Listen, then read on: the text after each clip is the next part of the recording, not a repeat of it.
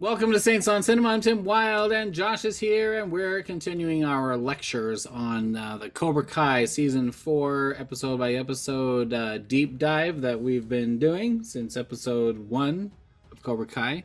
We were doing deep dives in this before anyone else had seen the freaking show, because we went right home from the premiere and talked about it longer than anyone else talked about the premiere in the first 2 episodes. And then all of a sudden, a year later, it went on Netflix, and everyone was like, hey, have you guys heard about this awesome new show? And we're like hating everyone in the world because, yes, we're well aware of how awesome Cobra Kai is. I want to point out that Hayden Schlossberg, one of the directors, specifically said on Twitter we were the first ones to the show, which I was very first proud to the party was his words. Yeah, that's right, because it was literal. I mean, we were among the first people to see it, and I'm almost positive we were the first ones to review it. And so but anyway, so we are the authority on all things Cobra Kai, in my opinion. So yes. So we are the Cobra Kai reviewers. And I'm actually excited about these episodes. I was a little tired in the last ones, and for some reason my notes got all jumbled. There was a lot of stuff that I think we missed, but on this one I think we're gonna get some good stuff. So interesting stuff. One thing. Let me talk about one thing that we missed that I think is relevant, which is very important. Was when Daniel was having him do the paint the fence, and then he said, "This is stupid, a waste of time." And he got down and grabbed his beer, and he says, "Yeah, of course you have fruit in your beer. That's not surprising." Yeah. Whatever. And then Daniel does the bottle chop that Miyagi did. Yes. In Karate Kid, which was I was like, I don't know how I felt about that, but he did it, and that was that was a Miyagi move. But then Daniel throws out the line, because I can remember what they were talking about, but he was defending Miyagi, and he says, because he says offensive was more badass or something like that, whatever Johnny was. He says, dude, he beat all of you guys up, and Miyagi is no one's more badass than Miyagi. I'm like, solid point. And Miyagi was touche. He beat up everybody in this universe, like every single person. Yes. Like, literally anybody. Freeze, Silver, Johnny, like anyone that Mike Barnes, he beat them all. He beat everybody up, and it was convincingly. He beat up the entire Cobra Kai crew. The first fight he had, he was beating up all of them. Yeah. And Sato's and Sato won't be in it, but the only person that we've never seen him fight was Sato. We've never seen him fight Sato. But they became friends, and that was fun. So anyway, but that was relevant. That was an important. No, that's a good Easter egg. That's good that you brought that up. In this one, what's interesting in this one. So when they start training each other, right? You notice that when he's teaching Daniel to punch, that Johnny is wearing the same catcher's garb that Miyagi was using in the first movie when he's teaching Daniel to punch, which I thought was really interesting. Because you remember when Daniel was punching in the first movie, he starts pretending like he's, what do you think? Huh? Yeah. And he goes, I think you dance too much. I think you laugh too much. The tournament's just a couple weeks away. You need to focus. And in this one, he's using that same thing. So I thought that's pretty funny. I also found it really funny when he hands him his bologna and mayonnaise sandwich, and he eats it. He's like, it's not that bad. So because he made fun of him in the previous episode when he went to his apartment. He's like, he wants some ham, and it's like dripping out. Yeah. He's like, I'm good. And then they share whatever. But then, and then this time or Daniel offers him the little wonton or whatever, and he's like, he doesn't take the chops, he just grabs it, and he's like, and then. Later in the montage, he offers him part of his ham, which just looks like ham on bread. It's like on it. And he just right there. I was like, but you mentioned the punching and kicking or punching and stuff. I didn't really pay attention the first time that they were showing or that they were teaching. It wasn't just sparring. That Daniel was aggressively punching, which isn't which is normally what they do in Miyagi-Do. And that Johnny was practicing the blocks. Right. Really cool. And it was, if you're not thinking about it, you might miss that. I missed that the first time. Second time I was like, they're totally doing the different styles. Yeah. And what's interesting too, is that the aggressive punching that Daniel's doing, and also some of the, if you watch, this is definitely farther away, but they do the same thing in the tournament when they're doing the board breaking, is if I'm not mistaken, So there's a scene in Karate Kid 3 where they are like during a montage where everyone's getting ready for the final tournament. There's a part of the montage where Mike Barnes is punching and breaking, Oh yeah. you know, breaking boards. Yeah. And you can see that the aggressive punching that Daniel's doing is very similar to the type of training that Mike Barnes was doing, and also similar to the board breaking that they were doing in the tournament. So, you know, they did a really good job again of really kind of showing all of these things that were done. Like, for example, you know, I think I can't remember if it's this episode or the fourth episode. I think it might be the fourth episode, because it was after Kenny got kind of kicked out of Cobra Kai. But like, you even see Robbie when he starts teaching Kenny, you know, he tells him, you know, always look your opponent in the eye, which is a very that is a Miyagi lesson from Karate Kid 1. If you remember in the first movie, if you're in the first movie, you know, when he gets all frustrated and he shows him how all the blocks are working from all the things he did, and he bows, he says, he slaps him on the head and says, look eye, always look eye, right? And that's you're seeing, like, even Robbie, when he's in Cobra Kai, is utilizing what he views as being good lessons from Miyagi-Do. So everybody now is starting to learn both styles. So you got Robbie on one side learning the styles, you know, Eagle Fang and Miyagi-Do. Eagle Fang is basically Cobra Kai, Johnny's way, and they're kind of learning both styles. Right. The question is, though, who do you think, in my opinion, I think I have my opinion on this, but who do you think out of the three dojos has the best chance of coming out the best fighter? The best fighter? Yeah, like if you were going to be like, I want to be the most well-rounded fighter of all three of these, of all of these trainings, who do you think is going to come out? Like, what dojo would you want to be in? Oh, well, I'm not saying which dojo I want to be in, but if you're looking at all throughout the whole show, I think the most balanced fighter, even though I hate to say this, is Robbie, because Robbie had the most one-on-one time with Miyagi-Do. Mm-hmm. Like, that's all it was his one-on-one time, even before Sam was really involved. Mm-hmm. And then he has just dominated in the Cobra Kai stuff. And it seems like the Cobra Kai stuff is a lot cheaper and faster and easier to learn. You know, it's a lot easier to learn how to be. I mean, yeah, you learn the style and you go through the exercises and the punishments that go with it.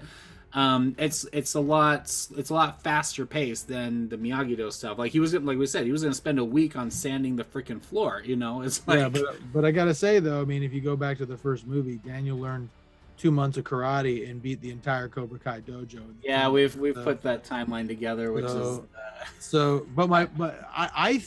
think personally that the one that's gonna come, he barely learned how to like throw a punch or anything. Robbie is, having learned the Miyagi stuff and then embracing that, he's already a good what's the mixture?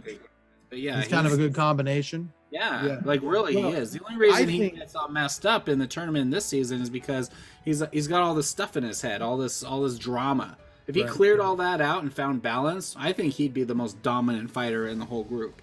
Maybe, but I think it's going to be Hawk, and the reason for that is because he's getting a taste of a good, strong taste of all three dojos.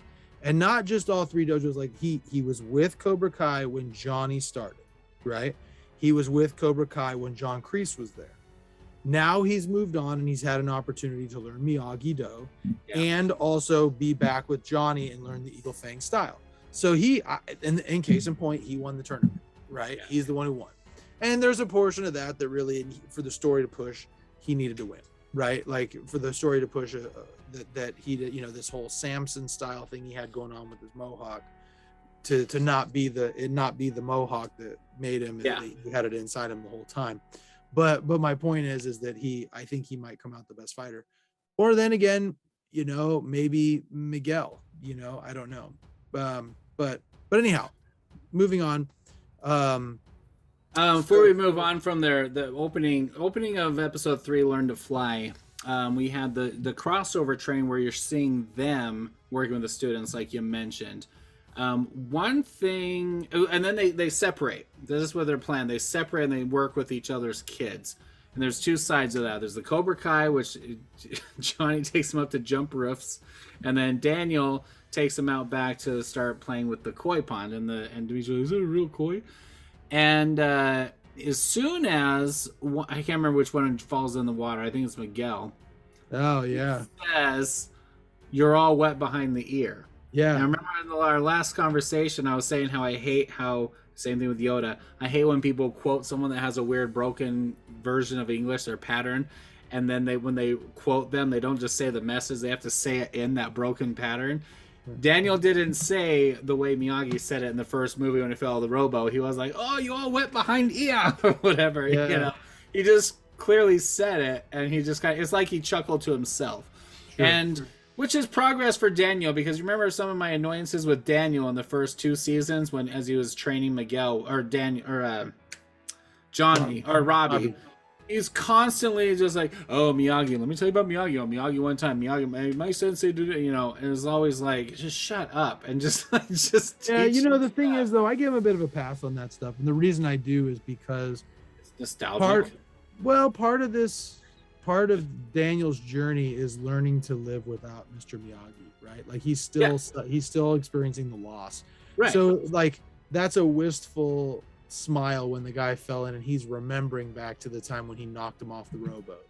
So as I think about it, this is the first season that we didn't have him doing some kind of a prayer to Miyagi. No, he did at the end. No, but he was talking to Chosen. He was having a conversation. Talking to Chosen while he was staring. Yeah, at him. That's true. We'll talk about that. My thoughts about that when we get to that episode. But he didn't really have a I need your help, Miyagi moment. Sure. He did. You know what he did? He did when he said, "I'm sorry, but I had to teach him the way." Or when he was talking about doing both sides right before or during the tournament, I think, right before the tournament, he does have a conversation apologizing. Doesn't he? Or is that at the very end scene? When does he says, I did what I thought was right. He was talking to Miyagi. There was one point. I thought he was talking to the picture in the dojo. Yeah, maybe I'm wrong. I can't remember. I'll have to watch that again. We'll back to these episodes, you know. Yeah. That actually was something that I noticed that too. The wet behind the ear, that came a little bit later in the episode, but it was in this episode, and that was definitely a smiling moment. I also thought what was interesting about the koi pond was that, did you notice how excited everyone was about the idea of doing the koi pond thing? The koi pond, to me, was very similar to the flies with the chopsticks. You know what I mean? Like because he kind of said, like, if you could catch a koi, you know, like this, then you know you can do anything, kind of thing. And I just didn't understand the whole point of it.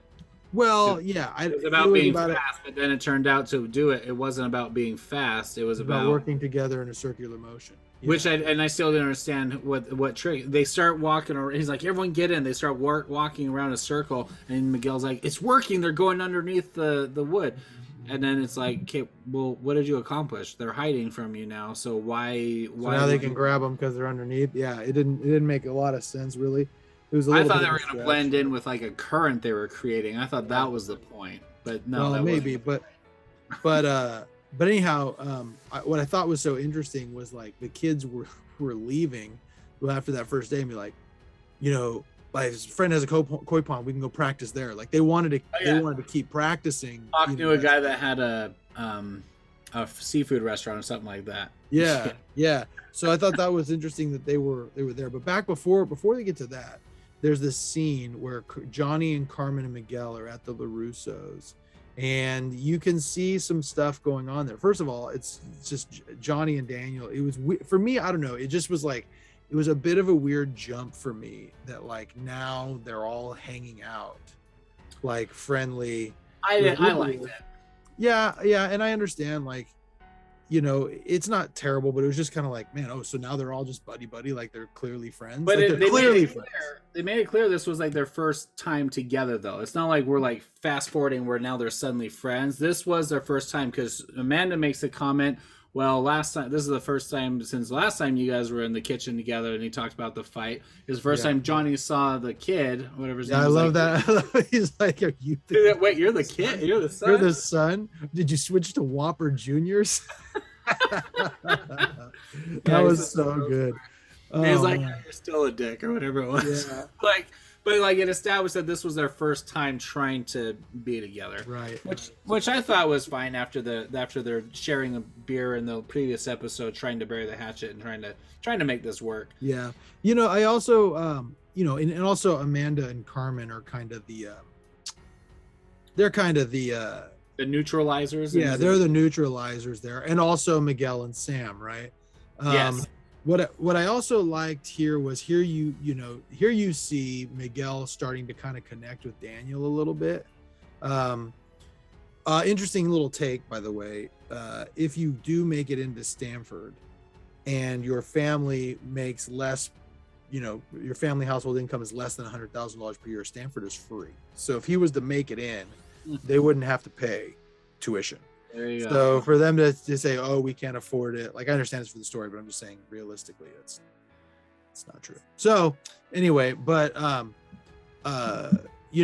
it was all fodder for them to be able to have this conversation and set up this whole thing where he can tell Miguel, like, "I didn't even go to college," Right. And, and it was a good, comfortable situation to do that, because the next scene, I mean, continuing that story, we'll go, instead of going scene by scene, we'll talk about situations.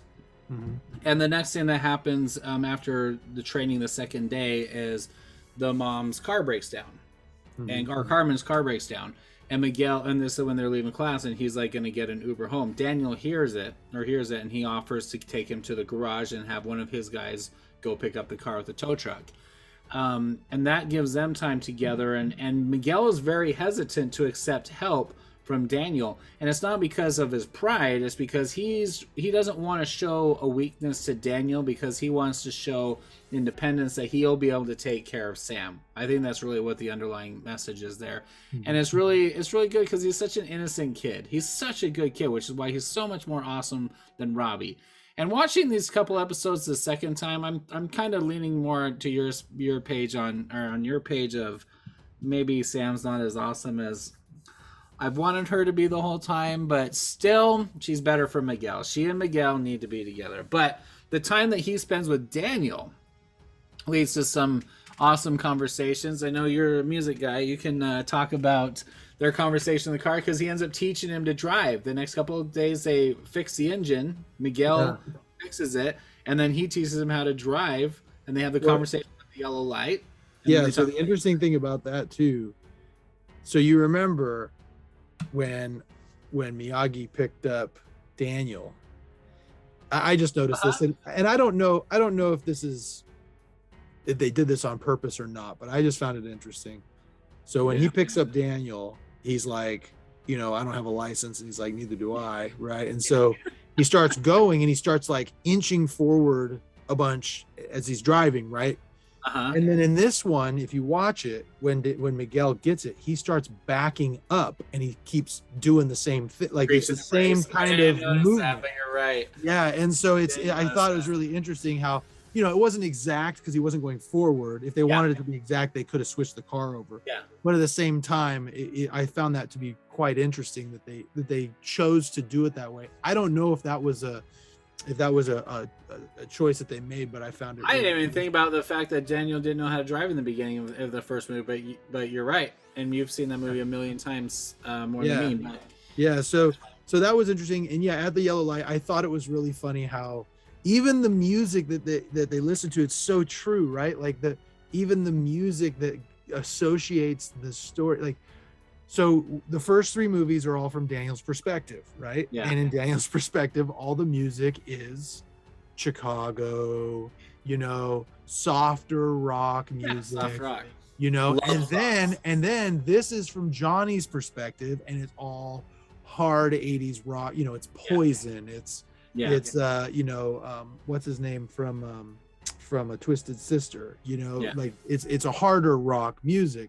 And that whole Pizza Terra is the opposite of badass. Like that's so great. But anyhow, so you gotta bring up the relevance of that. what's his name? Well, he's listening to Christopher Cross in the car. Yeah. And he says, yeah. not everything is hard rock. He said, in the 80s wasn't all just hard rock, it was soft rock. He talks about Billy Joel, Michael McDonald, and Chicago. But he's listening to, who's the guy's name? You just said it. Yeah. It's Turner. Mm-hmm. And there's the song, The Power of Love, right? Mm-hmm. Yeah. From Karate Kid 2. Right.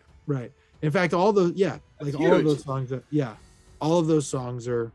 And I had to look it up because I don't know music that well. I was like, wait a minute, that had to be the song from. Yeah, it was. Yeah, that's exactly what it was. So yeah, that's. But finish that, and then what does Johnny say? Yeah, and he's like, Pizza Terra is the opposite of badass. Yeah. And so which is so funny. It's so funny because he's talking specifically about, like you said, it's Daniel's perspective. The Karate Kid 2 is a love story. It's Miyagi's story. We talked about that before. That's Miyagi's movie. It's about his relationship and Daniel having kind of a shadowing of Miyagi's relationship. And then that song, which is a powerful and a very effective song in that movie, especially with the story. But Johnny's side of it is like, that is not a badass song. Like, there's nothing. yeah. It's like not his style. It's all rock, like you said. So all of those things. The Miguel.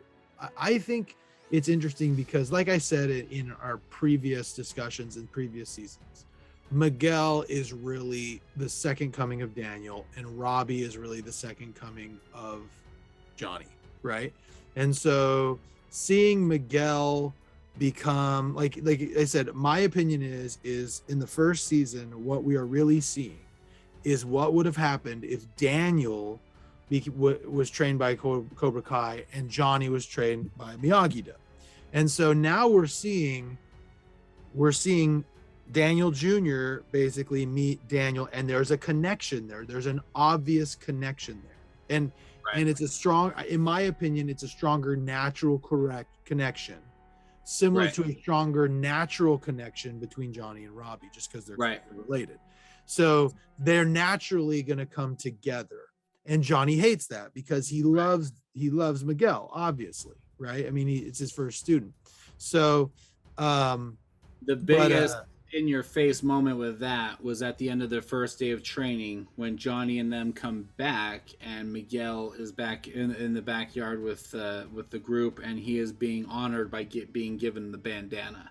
Right. That is the biggest slap in the face to Johnny, because he knows that bandana. Now Daniel's, it's like when Johnny gave Miguel his gi in the first season. He's like, you've earned, this is my gi when I won the tournament, whatever.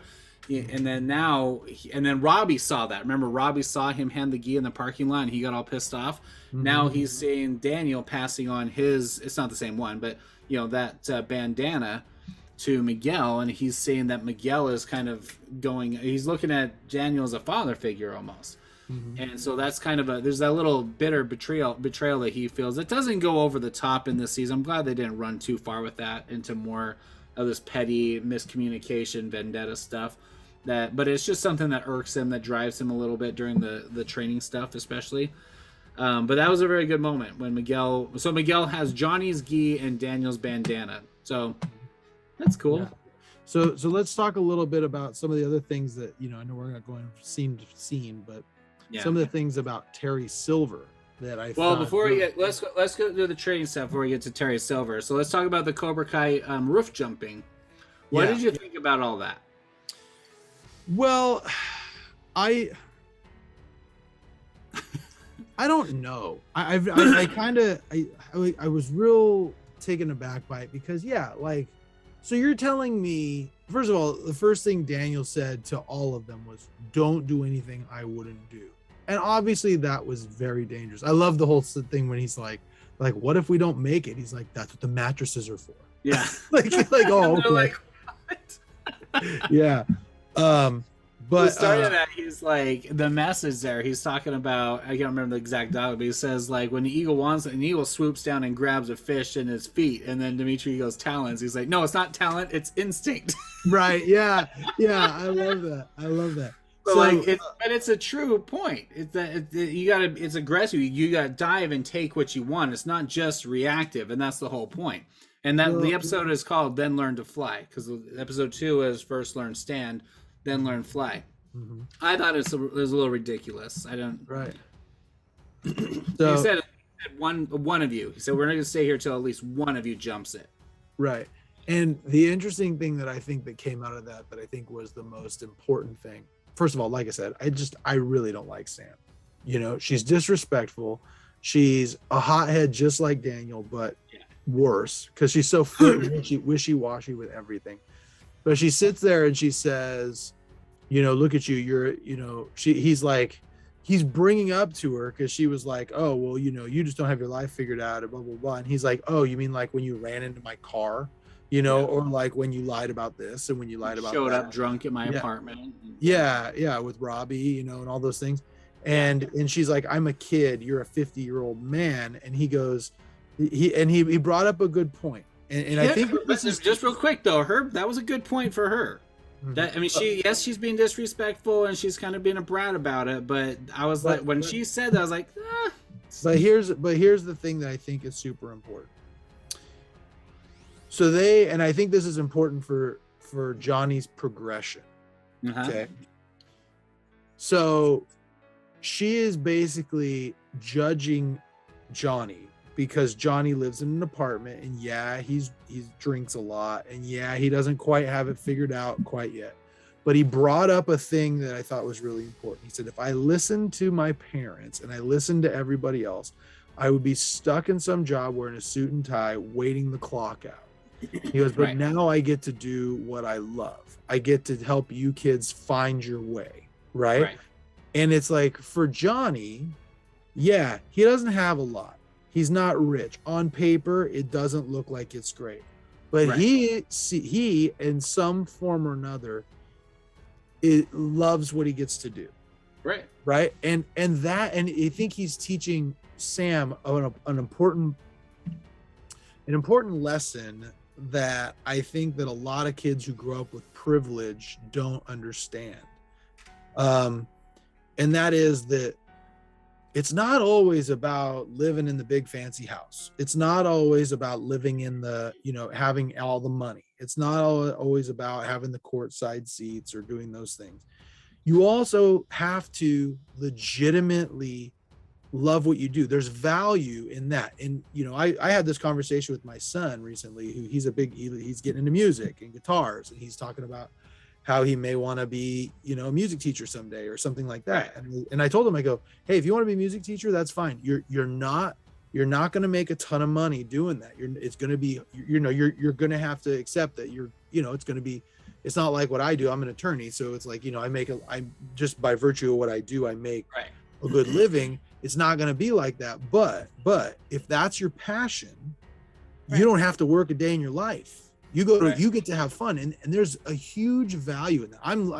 I'm blessed enough that I really am passionate about what I do for work. So it makes it easy because it also financially does really well. But still, you know, I know teachers who love what they do and they wouldn't want to do anything else. And they don't have a ton of money in the bank.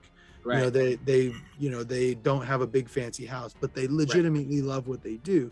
And there's value in that. Right. And he's teaching her that because she obviously, you can tell by the discussion that they were having about her taking over the business as a joke and all that she doesn't want to do what Daniel did. She she wants to carve her own path. And in that way, she's a lot more like Johnny than she is like Daniel. Even though Daniel kind of carved his own path too. Like Miyagi was telling him to go to college and everybody was, and he didn't do that. Now, you know, he did very well for himself. So, and he explains that to Miguel in their conversations when he tells the story about how they had the college fund. He used it to go to Okinawa, and he's like, oh, and then you got the money back, you know, because he says that because of an ice breaking contest, I came back with more money. He says, oh, and then you went to college. Like, no, I burned that in a bonsai store, but we don't even keep talking about it.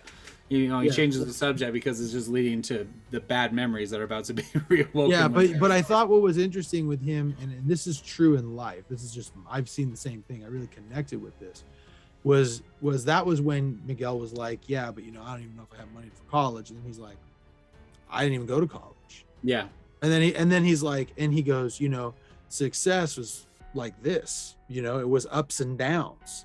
And that's the point, right? Is that like sometimes people think, and it's true, because I, like I said, I've done very well for myself, and they see the end result, and they just think that like things just worked out for me, Right. and they don't understand that there was a lot of this. It was a lot of peaks and valleys Right. along the way. They're seeing, like I tell my son who's 15, he doesn't even really, I mean, I graduated law school, I think he was 6 years old, right? So he really doesn't remember, but like, he sees the end result, and I'm like, dude, you are seeing, you're seeing what, a 20-year odyssey of this, Right. And so what we're seeing from Daniel in all this time, right, is we're seeing he's been super successful. He's got all the money in the world. He's financially doing really well.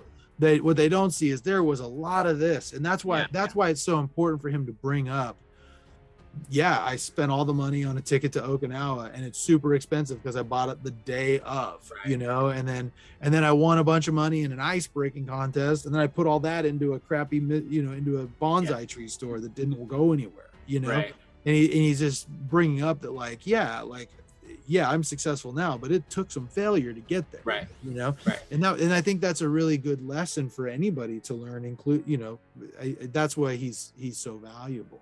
And this is the first time in those conversations with Sam that that was at the dinner party, I think, that Sam was going to take over his business. And it's like, no, she doesn't necessarily want to do that. And that's great for Daniel and Amanda, that's their life together. And now she's the one pretty much running the show because Daniel's just so distracted with all this crap with the dojos. But like, is anybody working at the yeah, they like barely the first season, and half the second season was like half of the scenes were in the shop. Now, like, they barely ever, like, one time they went there. I thought it was really good. And then Sam, she does the jump, which I thought was a little ridiculous. But, I mean, you knew she was going to do it. And the stunt double who did the jump didn't... You could have shot that, letting the actress do it instead of having because the completely different body type. From the fight scenes aren't as distracting, but having her do that weird jump in sweats and stuff in slow motion, it's really easy to see that it's not the actress. I can't remember her name, but it's like, that's the only thing I did. It bugged me. It took me out of it a little bit. But Johnny was impressed. So now you have Johnny really praising Sam, and then she kind of had a different appreciation for him. And so she's getting his praise while Miguel's getting Daniel's praise. And so they kind of had a swap there. And I think they're both a little annoyed, except Daniel didn't really see much of Sam praising Johnny until later on in the fight. Because I think that moment on the roof they had that you're talking about, it was really good for Johnny because his reaction to her little being a brat wasn't like, he wasn't argumentative or aggressive. He just made his stance and explained himself. Not apologetically, but not like defensively, and just walked off. Because he's kind of like sick of that, because that's how all of society looks at him. His dating experiences and everything, that he feels like a failure. Everyone calls him a failure, and then she calls him a failure. He's like, you know what? Here's my point. He's not going to go into all that detail with other people, but for her, he did it, and then he walked away. And he was just like going to be disappointed if no one did the jump. She did the jump, and now they both had a little more respect for each other. That is important for later on when she starts embracing his methods when she's fighting. She's like, he does know something, and he actually has contributed to the the combining of the dojos. No, I liked it. That's true. No, that is a good point. Can you explain this real quick? Before she jumps, she gets a text from Daniel, and he says, "I just had a great day with Miguel. Mm-hmm. How's training going? Remember, don't do anything I didn't do." She doesn't seem happy about that. Did you notice that? Yeah, and I think that, there's a little bit of rebellion in her, right? Like she's rebelling against her dad. Because, I think this is how she responds to that pressure we talked about, and it's natural for parents, especially ones that have been successful, to expect their kids to be successful and carry on kind of some legacy, that they think that they've and I think that she's feeling that, and I think that what you're seeing is Sam wanting to kind of forge her own path that's different than Daniel, and I think that's part. Is that what you're thinking? Yeah, I think that she just is doing whatever, she's doing whatever she wants to do, and there's a little rebellion in her. There's a little Cobra Kai in her. There's a little Cobra Kai in all these kids. Um, Yeah. but anyhow, now, so there's a couple of people that I want to talk about. I don't want to get into Terry Silver, but then also want to talk about Kenny. Well, that's the last two things that happened in this episode that we haven't talked about. So it's John and Terry Silver scene. They have a conversation before he joins the dojo in the next episode, and Robbie training Kenny. Go ahead. Who do you want to talk about? So, first of all, this is the episode, I think, where you start to see. I really love the progression. I said this before already, of Terry Silver from it's like a de-evolution of Terry Silver. Yeah. So this is the episode where he starts kind of unraveling. First thing you notice, the girl's gone, right? In episode 3, the girl that he met at the beginning, who was the one doing all the like tofu and all that stuff, and kind of trying to keep him on a good diet. She's texting him a ton, asking him where he is. He's not responding to her text, but he's basically ghosted her. And then they ask him, if she's going to be joining, and he said no, not today. And then that's when they bring the creme brulee and they start trying to light it, and that kind of triggers him thinking about when he was back in Nam with John Kreese, and he says, "I'll be there for you your whole life," right? And it's kind of triggering a little bit of PTSD. And the chef making a special fancy breakfast, and he's just picking at.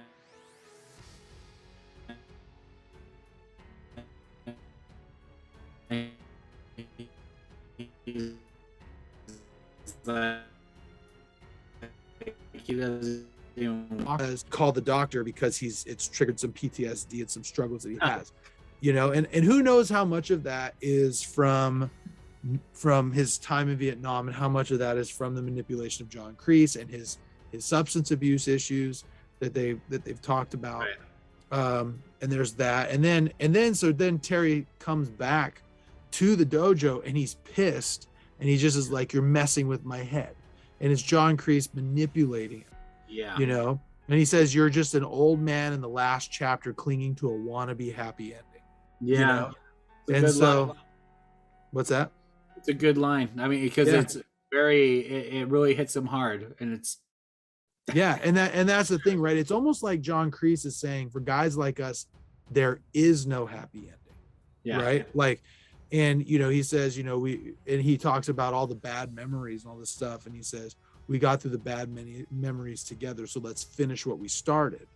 And it's also a contrast with what Johnny just told Sam, because Terry Silver also describes that his father was in the flashback. It shows that his father said, "You need to start taking over the business, or I'm cutting you out of the inheritance, and stop the karate stuff." So it seems like he got back from the war. He and John Kreese started the dojo, and then they got their matching tattoos, which now has been removed, which was cool or interesting.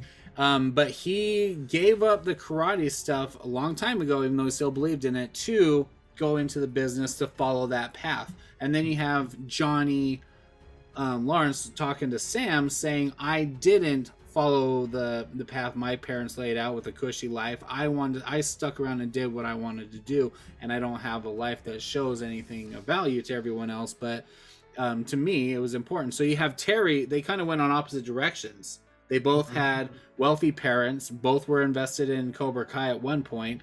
Johnny stuck with doing what he wanted to do, and Terry Silver abandoned all that stuff to progress over time. And now he's like at the twilight of his life, and he's like, he's not happy, which is exactly what Johnny told Sam. I didn't think about that. So it's really interesting. So what was interesting about that whole flashback, right? So right before that flashback, Terry is taking some meds, and I don't know what he's taking it for, whether it's anxiety or PTSD or something, but he's taking medication. And then it shows that he got the Cobra Kai tattoo on his side, which was then removed. He removed later, right? And you learn that the reason why Terry Silver wasn't involved in the day-to-day of the dojo was because his dad wanted him to financially back the business. But Silver said, I will be a financial backer. You learn how it is that Terry Silver doesn't show up at all in the first movie, right? How he doesn't come, he doesn't come in until the third movie. You hear the origin right there of Cobra Kai never dies. And this is in a flashback. So this is him hearing fear does not exist, and then Cobra Kai never dies, and then he flashes back, and when he hears that, that's when he takes his hair back and starts turning back in to Terry Silver from Karate Kid 3. As I mentioned in our overall review, that moment was a complete transformation, because to me, the guy did not look like the actor. I mean, he did, but I was like, he's just not Terry Silver. He just didn't look like the same guy. As soon as he pulled it back, and then the music kind of gets all intense, I'm like, there he is. I was like, ooh, that was such a good moment. It was well done. Yeah, and it wasn't over the top either. It was pretty cool how they did that. But sure, and then on top of that, they did a great job of starting to bring him back to the Terry Silver fold. So there's a couple of references that you'll see. So he walks in on Robbie training Kenny, right? And when he's training Kenny, he's talking about balance. Yeah. And when Terry Silver walks in, he says, no, balance is super important. A man can't stand, he can't fight. Right. And if you remember, that's a line from Quicksilver from Karate Kid 3. So when he's in Karate Kid 3, that's one of the 3 things that he teaches him is a man can't stand, he can't fight. So you see, that is a sign he's starting to transition back into that old Terry Silver. The other thing that he does is, so there's that scene where he's talking with Robbie, and he's like, I can't remember if he's like throwing a punch or they're fighting. I think they're fighting each other. He's like, oh, if you can, and he catches his hand. And when he catches his hand, it's just like when he caught Daniel's hand when he was punching the board, right? He was gonna have him punch the punching bag, and he goes, no, wait, let's try it over here. Right. And he opens he shows him that Mike Barnes' picture on that thing, and that's when he makes his knuckles bleed, right? And so Robbie that was when Robbie was working with Kenny. And the thing is, Robbie got really defensive and nervous because he was teaching. Because the kid was fast. Because Kenny was showing how fast he was. He's like, I got the moves down. He says, oh, really? Robbie tosses the pads aside, has him do it, and then he does a sweep and drops him on the floor. Obviously, a sweep is also a trigger for Silver. And then Terry's like, and then he mentions balance, and then Terry laughs. And then he comes in and he says, I had the quote. I think that's in the next episode. But he said, he gets scared, and Robbie's like, it was talking about Miyagi-Do as an example. I was teaching Cobra Kai. I said, no, it's okay. And he says, balance is critical because if you can't stand, you can't fight, like I said. But he starts throwing down with Robbie. And that's not something, like, Johnny hasn't fought any of the kids other than, did Robbie fight with him at the end of episode or season 3? I don't remember what happened there. No, he didn't. But, Terry Silver starts throwing down with Robbie a little bit and gives him a little sparring. And that also gets him kind of like a warm-up. Like, because you're seeing Terry still got it. I hated the moment when Terry went in and did his little fake kick and punch at John Kreese to, like, show that he's like trying to intimidate him or whatever. That looked awkward and awful, just like the first time we saw Daniel doing karate in the show. It was just really weird how they cut it together. But when he was throwing down with Robbie, it was good, but it also put Robbie in his place, knowing like, dude, just keep in mind that you're not, as awesome as you think you are. That there's a lot that we have a long way to go. Mm-hmm. Putting him in that stance, in that position I liked him walking in on them right there. It was a really good scene because you were kind of like nervous for a minute. You're like, oh no. Yeah, and then the other scene that was really great was the first time that Terry Silver walks in and catches and comes to Daniel, and I can't remember, maybe you can remind me, was it the sprinkler situation? Was it the sprinkler situation that came up that caused them to come over there, or was it another thing? Yeah, that's at the end of the next episode though. Okay, okay, well, I'm just talking about Terry Silver because the cool thing about that scene was, first of all, you could see how scared to death Daniel was when Terry Silver showed up. Yes. Yeah. Now here's my question for you. So in that, the first thing that Terry Silver does is come in and apologizes to Daniel for the way that he acted. Do you think that apology was genuine? 100%. I think so too. I think it was a genuine thing. At that moment, I think that Terry Silver was legitimately sorry for the way that he treated Daniel when he was a kid. Yeah. We can move. I mean, we're moving into the next episode, and that conversation happens at the end. That we'll talk about that in our next episode, because that comes up in episode whatever it is, 5. But when they walk in, he says, "Look, sounds like we have a few things to discuss." Talking about the sprinkler systems or the sprinkler moment. But the apology does come out. But this is what was interesting. Continuing about Terry Silver in episode 4, and that what is bicephaly? I don't even know what that word is. Bicephaly. That's the name of the episode. When he is talking to, who is it? He's talking to Johnny. He says, Cobra Kai was never about revenge. It was about taking your weakness and turning it into a weapon. It seems like Terry coming back, he doesn't come back like, we're going to punish this kid. I can't believe they're still messing with us, all that stuff. He's like, dude, I don't care about that. And John's like, oh, you weren't there. He took my champion student and he came in with a black eye and he broke down his confidence, and I wasn't going to let him get away with that. And it shows a clip of the dojo moment when John turns to see Miyagi and Daniel in the studio. But even that doesn't push Terry over the edge. He's still like, dude, I wasn't there, but you gotta that's not what it's about. We're gonna get our dojo back into place and get respect and do our job, do our work, It wasn't about that dark side stuff. So the very next time we see Terry Silver talking to Daniel and he apologizes, I genuinely believe that. Because I did too. It was full remorse. I did too. I felt like it was legit. I mean, he's still barely starting to transition back into the other Terry Silver. I think he legitimately felt bad about what had happened. I think by the end of the season, I don't think he really cared about the downfall of Miyagi. I don't think he really cared. He just wanted his business back up. Right. He's feeling alive again. Right. And so anyway, here's another little interesting Easter egg. I don't know if you noticed this. This is kind of jumping around a little. Of course I did. I don't So know.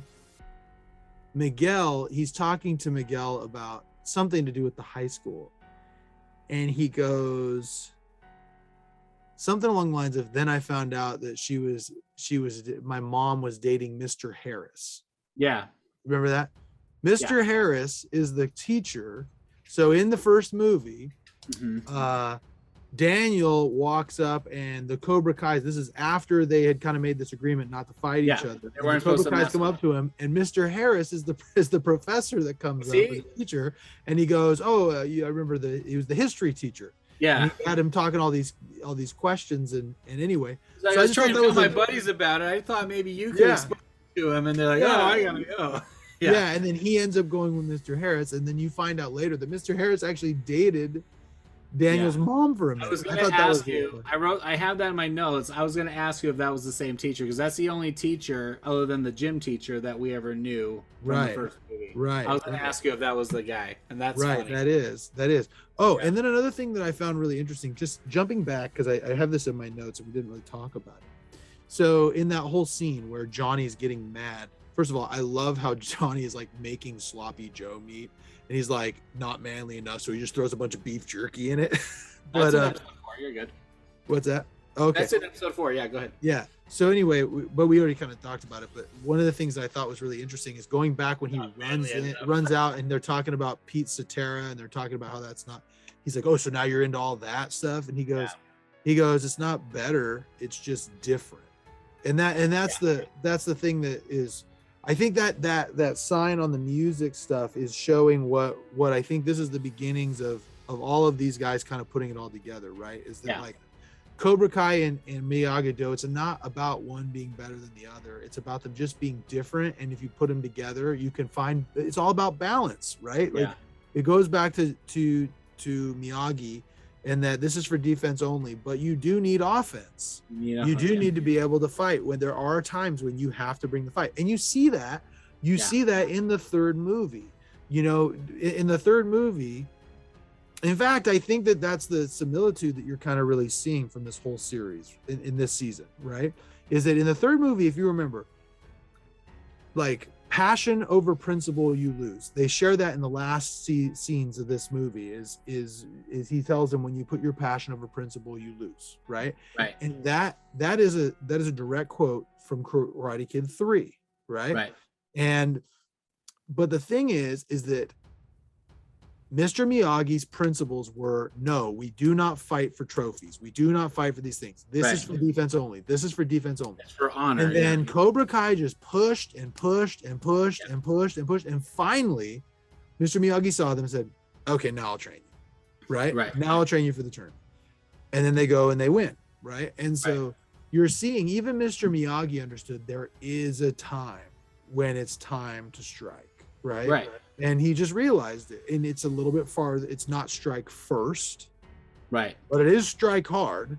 Right. And so there is that dichotomy that they're dealing with. Anyhow. What about the scene with him and Carmen, where they're in bed and apparently he wasn't able to perform in bed? And she was like, do you need some pills? He's like, no, I'm like 100% man or whatever. And then he starts talking about Miguel some more. And he says, yeah, Johnny, Daniel showed him Top Gun. And then they start talking about that, which is awesome because he starts talking about Iceman. And the whole thing about this show is you're seeing the story of the bully of the Karate Kid, that Daniel was actually, in a way, bullying and messing with Johnny, and Johnny was the victim, and from his perspective. And then so he starts talking about Top Gun as if like you had the hotshot Iceman with like abs for days or whatever. He's like talking about that, and here comes the new guy coming in calling himself Maverick. You can't call yourself Maverick. Yeah. You know? And he brings up all the stuff. He's like, he got his wingman killed, and like, he didn't even get his name in supposed to be there. He wasn't even supposed to be there. It's so funny how he brings that up. That's really he's just got this completely inverted take on the movie. I'm like, well, that's hilarious because the whole concept of this show is that same thing with Karate Kid. I thought that was hilarious. That was really funny. Right. Now, was the sprinkler situation, was that in the fourth one, or was that was the end of the fourth episode? So Kenny, first of all, Kenny is getting bullied at school by the Miyagi-Do. And can I just say, the Miyagi-Do kids are all dicks. Even Sam. Like, they're all dicks. The only one who's not is Miguel. Miguel is the only good kid in this whole show. It used to be Sam was on that, but now she's kind of a brat too.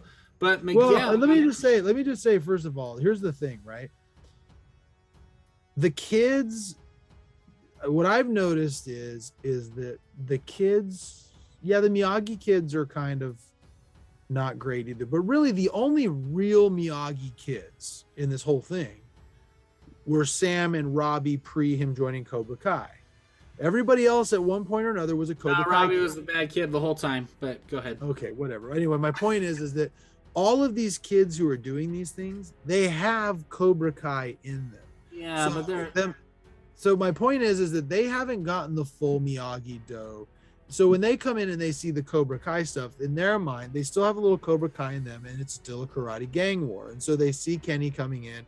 He's like an 8th grader coming in to look at the high school, and he sees these kids, and he's about to take a punch at some of the smaller kids, and they're like razzling, like messing with him like bullies, and then Hawk grabs the punch from behind. And he sees his shirt and he says, hey, and he just gives them a warning. Hawk is a little more reserved than the other two were being, but he's not like threatening him or anything. He just says, they're about to go down. My advice to you is to get out of there while you can. Right. But the other kids were being complete dicks. And then I agree 100% later on. Yeah. And the thing is, so anyway, when you see Kenny being bullied again by the LaRusso kid and his friends, there's another little throwback. It's I think he's gonna cry. They use that language, which is a throwback to the Karate Kid 1. Right. But yeah, Kenny. This is where he goes to Cobra Kai, and Kreese is just savage with them and just like, we don't let losers in here, cowards and losers, because he keeps running away. I do like the fact that he is Sean, what's his last name?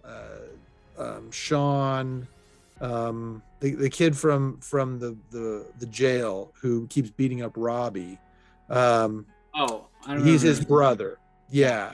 And we learn in these episodes too that the reason why Sean is in jail is because he was protecting his brother from another kid who was going to beat him up because he was stealing from him. And so and Robbie is trying to be nice to Kenny, and this is the mistake Robbie makes, right? Is that Robbie thinks that if he trains and helps Kenny, he's going to do good, but by being with Cobra Kai, he turns into a monster, right? And you see that later. So Robbie training Kenny just wants to defend himself. I found it, of course, Kyler is the one who wants to fight the kid, right? Like, Kyler is such a douche. He just, he's such a prick. And having him in there, of course, that was such a good pick to have him be the one to be like, yeah, I'll fight the little kid. John Kreese, for the first fight, John calls his name. He's the one that's picked. Mm-hmm. And then I think the second time he's like, oh, go back and do it again. But they sure are having a good time, like laughing at this freaking teeny kid fighting a junior, a big, tall, athletic junior. And they're all these kids are dicks. But anyway, so he finally gets the respect because he punches him from behind his back. And then he's like, hey, he punched me when I was looking, Sensei. And then Kreese is like, he's like, that was your one opportunity, kid. And he's like, leaves, like, where are you going? Take your spot. Because that's a very Cobra Kai move. Then you cut to them after that practice talking about they want to go see Bloodsport at the drive-in, which is awesome. And then they show up at the theater in their cars, and then they're still picking on him, even though he's been accepted. But now he's like, he's got all this haze, and he's got to earn his dues and go back and forth and buy everyone's concessions. And Rob even adds to that. He says, hey, don't worry, you'll get the respect, but hey, while you're there, get me a Butterfinger. So he comes back, and then they bump into the Miyagi-Do kids again at the theater. And then they all come out of their cars and they have this big showdown where they're all like ready to make a fight. And then Miguel says, well, tell you what, meet us at the baseball park. Then they show up, and then they're sitting in their cars laughing, and the kids sit there, sprinklers turn on, and then upsets them. And they all stand in the water, which makes me crazy. They sit there with the water going, because it's a cool shot. Well, there's like, oh, we're going to get them or whatever. Like, but they don't move out of the water, out of the diamond. I'm like, come on, they would not stand there and just take the water. It was just ridiculous. But the interesting thing, this is what I didn't notice till this time. When he goes back and talks to Johnny the next day, right before Terry and John show up, the kids are there excited about their victory from the sprinkler systems, and they're bragging to explain to Johnny what happened, and Johnny is like, wait a minute, because they're excited that we beat him without throwing a fight. And then he's like, wait a minute, so like you showed up for a fight, but instead of fighting, you like you got the water hose on. He's like, well, technically it was a sprinkler. It didn't even register the first time I watched it that is a complete situation that Johnny had in the Halloween party in the first movie. Right, exactly. Sprinkler, he's like pissed, and he turns to LaRusso and he says, all right, well, you and I got to talk, because he's like, this is now my kids who I taught to be strong and aggressive are now running around, like cowards like you were at the Halloween party. Right. And that's the thing, right? Like, because if you think about it, right, when in that first movie, what is it that Johnny says to Daniel when they catch him, right? He says to him, he goes, you couldn't leave well enough alone, could you? Yeah. And he goes, well, now you're going to pay, right? So he didn't do anything to provoke him. I mean, at that point, he hadn't seen him for like a month, and then he pours a hose on him. And so that's why he says that. He goes, so let me get this straight. You picked a fight, and then when they showed up, you doused him with a hose, right? Like, so he's getting a flashback to what Daniel did, and he's seeing now. So in his mind, he's like, okay, Daniel's influence on my kids. Now, mind you, when that's not a good that's not Miyagi-Do, right? Because No. Daniel did that before he ever started karate training. Right. So that is not a Before Miyagi-Do the thing. agreement to leave him alone. But in Johnny's mind, that is Daniel's influence, right? Right. And then in Daniel's defense, I believe he was like, well, they're out there picking fights and messing with kids, and the reason they're doing that is because of your influence, like they're talking about all the wrongs that each of them are doing. And then that's when Johnny shows up. Interesting thing, and I don't know if it was in this episode or not, but did you notice something? I don't know if this makes a big difference, but I noticed that before, in this show, Hawk's mohawk was red, right? And now it's black coming in the bottom. Now it's purple. It was purple. Go back and look. It's purple. And if you think about it, you might need to fix the color on your TV. I don't know. It is. It's purple. Look at back because Moon comes in and says, I really like the purple. Right? There's black underneath, but the tips are purple. And I just thought that was interesting because if you think about it, right? Like there's red and then there's blue. It's like, Miyagi-Do's blue.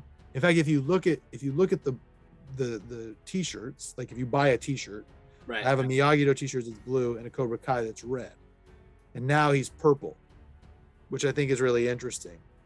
Kind of a little bit of a symbol there that he's kind of melding together. These two things. So but anyhow, so Kenny, Kenny tends to be kind of the catalyst that starts this fight, and then you have this fight that turns into Johnny and Daniel having their fight too. And the next episode, Kreese and they have their confrontation with Kreese and Silver. Right. And so and there's a lot of hilarity that actually kind of comes out of that. I mean, one of my favorite things is when he's like, "Who is that?" Right? Yeah, and then he's got his back, and then when they leave, like, all right, who was that? Yeah. And then when he tells him who he was, he's like, my favorite thing is he goes, "They put you straight through to the finals." Yeah. All right, a couple more things we got to talk about. We have the Tori and Sam vendetta still running through this thing, and then we have some more training stuff. But we talked last time about Amanda showing up at her work, Tori's work, and she ends up getting fired because she throws a fit because she's all agitated. And now this time she's got a new job, a very humiliating job where they set it up like she was like a stripper or something, and then it turns out it's like a little girl princess party where she's in a mermaid costume. And as soon as Sam sees her, she's like, "This is the best. I said this is the last place I want to be able. This is great." And then she starts egging her on the whole time. This is where I'm like, "Okay, Sam, you're losing. You're falling out of favor with me." And this was your point. Your point when I didn't mind Amanda showing up at work to talk to Tori because she had tracked her down. And she said, "I tried to call your parents. No surprise. They didn't answer the phone, whatever." But she's a parent trying to just share. It wasn't a threat. She's trying to reach out, but also make a stance. And now you have Sam sitting right next to Tori while she's telling the little fairy time story and singing a song. And she's like egging her on and making her sing. And then she's like throwing her little comments and, "Oh, did she steal the prince from another princess or whatever?" And all that stuff, and making Tori retaliate by having the kids throw the glitter. Miguel shows up, and then she kisses him right in front of her very passionately, which, whatever, that's a girl thing that I'm not only girls would do that. I'm just saying that's her move because she was all pissed off about the glitter. But that all rubbed me kind of wrong. And then Tori quit. She walks out, throws the thing in the garbage, and then Amanda follows her. And Amanda could have said, "Sam, leave her alone." Like the whole time Amanda doesn't do anything. It's very clear what's going on. But then she follows Tori out and she says, "You should let people help you. I didn't mean for you to lose your job or whatever." But she was like, if you reach out, some people I just want to help, and if you reach out, you'd be surprised by the outcome. But I didn't like the razzling. It's fine for the show, but like I didn't like the razzling of Sam and Tori in that one, and that's why some of these moments are kind of driving Sam in a direction I don't like. They're going with the character because she's supposed to be I mean, not she's supposed to be, but to me, she earlier on was a good kid. Now she's turning into kind of a brat and a bully. Yeah. Well, and that's the point, right? Is that you'll see, like, think about what's going on here, right? So what's going on here is she's learning more Cobra Kai, and she's becoming she's becoming more of a jerk, right? Whereas like Miguel, who was a total jerk in season 2, right? I mean, a total jerk in season 2 until he gets injured. You know, he you know, I mean, he's becoming back to being the sweet Miguel that he was at the beginning of the show, right? And so you see kind of as people get closer to certain, they act certain ways based on what training they're doing at the time and what is being more influential in their lives, I guess. Yeah. So, but at the same time, I've always hated Sam. So, you know, that's just, I've always thought that she was ridiculous. I mean, this is part for the course for the character, right? Like the character is so wishy-washy with everything. And, you know, so, I can see Tori too. She's getting a little darker because she's gone through some stuff, you know, she's had some like real life-threatening events and the scars and stuff because of Tori, you know. Right. Well, is this I can't remember if it was this episode or a later one where the aunt shows up later. Yeah, that's a later episode. Yeah, I think that's like episode 6. But she between the barbed, you know, bracelet and then the nunchucks in the last episode, and she even throws those comments out during this party. You know, Sam's like, she's in a safe place, but she's not afraid of Tori. Remember the PTSD she had in the last season was awesome how they did that. And now she's like kind of got her confidence back, and that's why the showdown at the end, the girl fight at the end of the tournament is awesome. But what I don't like, and I didn't like about the show, it's very similar to how I feel about Daniel and Johnny, which kind of pisses me off, right? Is that like there are so many points during the first 3 seasons. Yeah. Where Daniel and Johnny could have become friends. Yeah. And it could have buried it. And it's the same thing like when Tori went back to school, she went to Sam and she was saying, I heard that you said it was okay for me to come back, or something of that nature. And that was kind of Tori like trying to kind of you know, send out an olive branch, and then Sam just goes off, and it's like, okay, it's not like you had nothing to do with this karate war, ma'am, you know, like it's not like it's all Tori's fault, you privileged, entitled little girl. Like, I mean, that's the thing, is that she's acting, in my mind, she's acting like a spoiled little rich kid. Right. You know, and so, you know, you can see why someone like Tori would not like her so much. Right. You know. Yeah. I can see that, and it's believable because they're being very catty, because it's further than just the dojo wars. It's also about a guy, so that's why neither of them will really back off, regardless of who's with Miguel, and that's why the prom scene later on is really good. Well, and that's what's so frustrating, right? Is that like, you know, okay, Miguel is with Sam, she's starting to get together with Robbie, so you know, it is what it is. Like at the same time, when Sam was hooking up with Robbie, Miguel was hanging out with Sam or with Tori, so it's like whatever. But whatever, Miguel's the best character. He's a good kid. He should be able to pick whoever he wants, and because I like both girls, so whatever. Miguel is a good kid. You know why? Because he's Daniel. He's not Daniel. He's not hot-headed, impulsive, and ridiculous. All right. The only other thing we need to talk about, really, there's some funny training stuff where Johnny's focused on the Miyagi-Do stuff, and then he's like, or he gets hit by Dimitri, and so then he ties him up and puts the couch cushions on him and stuff, and everyone's like hitting in the stomach, and then he actually gets hit in the groin. When he gets kicked in the groin, Johnny's not looking. He's like, "Yeah, hey, tighten that cord. Good job." He completely missed the heads. That stuff was really funny. I just enjoy all that, and then and again they're cooling off with the hawk hassle, or what's the word, hazing, because after he came back and they were with a sledgehammer, they broke down the wall, which is a metaphor to extend the dojo. You know, this was all the kids are coming together, and they're like not fighting with each other in the hawk or the Fang and Miyagi dojos. They're getting along, so it's just they're united against Cobra Kai. But John Kreese has his flashback, No. Sorry, Johnny has his flashback. He's back playing with the GI Joe, the 3-inch or the 12-inch guys from the old days, and then we have a little background with his dad. Did you want to talk about that, or what did you have anything specific about that? He talks about how she says that when she meets his mom, apparently has been dating around, And Sid, yeah, dead. And he says that's gonna be your new dad or whatever. And he's like, "Oh, what are your dad?" She gets upset, walks out, and then he pulls out this box that he has underneath the bed. Of his dad. Things that remind her of that. And she comes in and gets pissed. And he's staring at the beer can when this happened. Right. Yeah, I wonder if we're gonna get some sort We haven't seen his dad at all, right? Yeah, I wonder if we're gonna get some sort of return. Well, and it's really interesting too, because I think that in this next season will probably be a good story point, because we know that in the next season, Miguel is on his way to go meet his dad.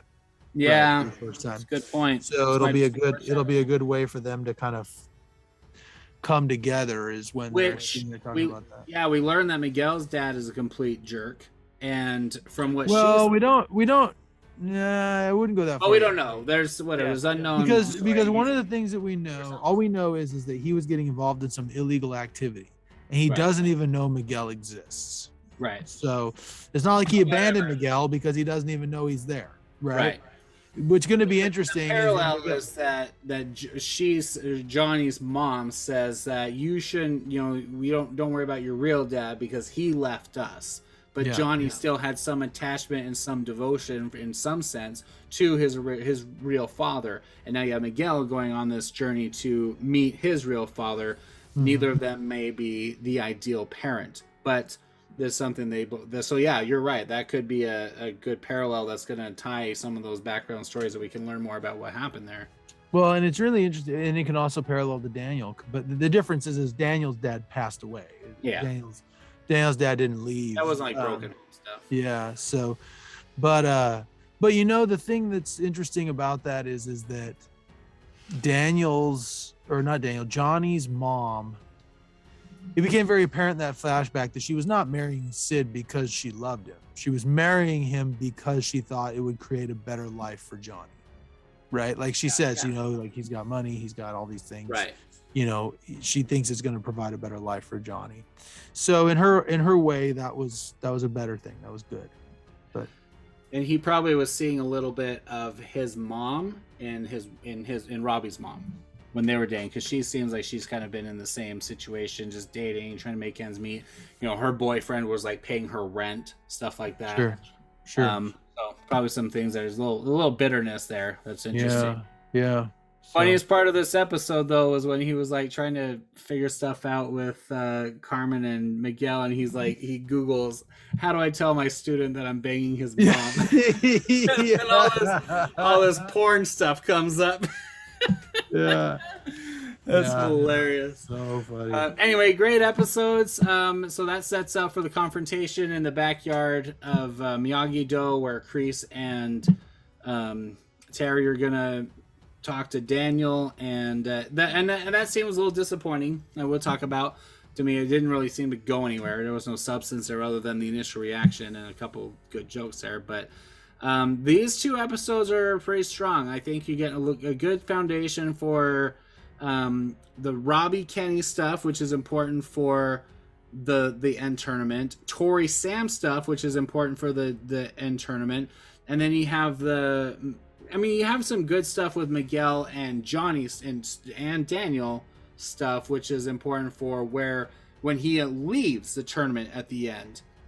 It's all good setup. Like, this is really good storytelling for what happens at the very end of the series. So very strong episodes, all funny, good action, except for the jumping the roof part. That was the only part that I was like, it's kind of a weird. That wasn't the strong. I could have done without that, but it's fine. Not everything can be good. So all right. But we will be back. Anything else, Josh? No. I think that we covered most of it, and then we'll talk again on 5 and 6. Yep. 4. So this is 1, 2, 3, and 4, 5, and 6. We have 3 more episodes to do where we'll talk about the rest of season 4 of Cobra Kai on Netflix. Go watch it and then watch us and tell us what you think in the comments below or whatever. Facebook, you text Josh. I don't know. Don't bother me. Just reach out to him and say, you suck. And tell him that Miguel's the best kid ever and Robbie's a punk. The end. All right. Well, thanks for watching Saints on Cinema. We'll catch you later.